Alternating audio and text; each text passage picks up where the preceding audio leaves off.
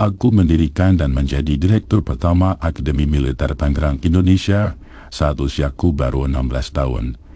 Namaku Elias Daniel Mogot, namun orang-orang lebih akrab memanggilku dengan sebutan Daan Mogot.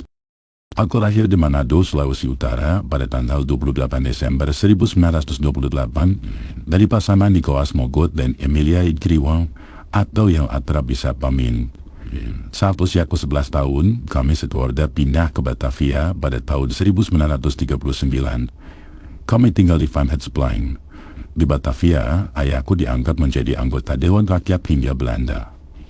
Usiaku baru 14 tahun ketika aku direkrut sebagai seinen dojo oleh pasukan Jepang yang kala itu berhasil merebut kekuasaan dari Belanda. Aku menjadi satu dari beberapa pemuda yang direkrut ke dalam angkatan pertama pasukan tersebut. Kala itu, aku berpangkat Sobencho, setara dengan letnan. Ketika usiaku menginjak 15 tahun, aku bersama dengan kawan-kawanku masuk ke dalam Tentara Sukarela Pembela Tanah Air atau PETA. Kepandaian dan prestasi yang kumiliki selama pendidikan militer membuatku ditunjuk sebagai pembantu instruktur PETA pada tahun 1943. Bogor dan Bali menjadi dua wilayah operasiku. Aku dan dua sahabatku ditunjuk untuk mendirikan sekolah militer di Bali. Setelah Jepang menyerah pada 15 Agustus 1945, aku bergabung dalam Barisan Keamanan Rakyat atau BKR dan mendapatkan pangkat mayor. Saat itu usiaku baru menginjak 16 tahun. Bersama dengan rekan-rekan lamaku di PETA, kami lalu mendidik para prajurit BKR dan menggagas pemilihan Akademi Militer untuk mendidik para prajurit untuk mempertahankan kemerdekaan Indonesia. Kami akhirnya berhasil mendirikan Militer Akademika Tangerang dan aku menjadi direktur pertamanya.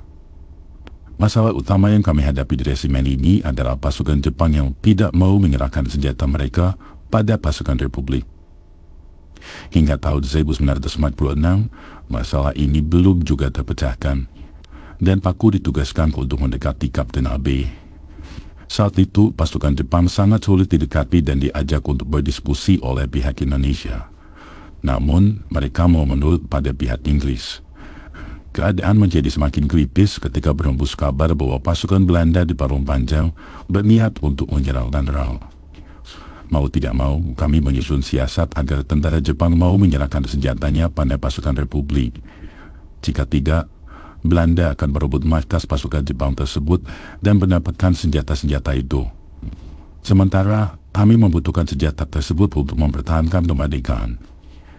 Akhirnya, kami bekerja sama dengan 8 Sergeant Inggris yang membela Indonesia. Kami berniat menipu para tentara Jepang tersebut agar mereka menyerahkan senjata pada pihak Republik. Kedatangan pasukan Indonesia dan Inggris ke markas tentara Jepang membuat mereka berpikir kami akan melucuti mereka yang sudah kalah perang. Kami hampir berhasil mendapatkan senjata-senjata itu jika saja tidak ada suara tembakan yang datang secara tiba-tiba. Suasana pun berubah hijau dan perang tidak dapat dihindarkan. Situasi menguntungkan pihak Jepang karena mereka masih memegang banyak senjata, termasuk senapan mesin. Dulu suara tembakan saling bersaut-sautan. Pasukan kami berusaha untuk berlindung, namun kejadian itu benar-benar di luar kendali. Senapan mesin terus memudahkan timah panasnya dan mengenai para prajurit Republik, termasuk diriku. Aku seperti tersengat juta lebah ketika timah panas itu menembus paha dan dadaku. Panas dan menyengat hingga aku tidak sanggup untuk berdiri. Namun masih banyak prajurit yang mencoba bertahan. Sebuah kesempatan muncul begitu aku melihat tentara yang memegang kendali senapan mesin tertembak. Dengan sekuat tenaga aku bangkit dan merebut senapan itu, lalu menembaki pasukan musuh secara membabi buta. Sebanyak peluru yang aku tembakkan, sebanyak itu pula peluru yang aku terima. Hingga akhirnya gelap menjemputku di medan pertempuran. 25 Januari 1946, di usiaku yang belum 18 tahun, aku gugur bersama 33 kadet dan 3 perwira Republik. Mereka yang hidup mengenang peristiwa itu sebagai pertempuran Lengko.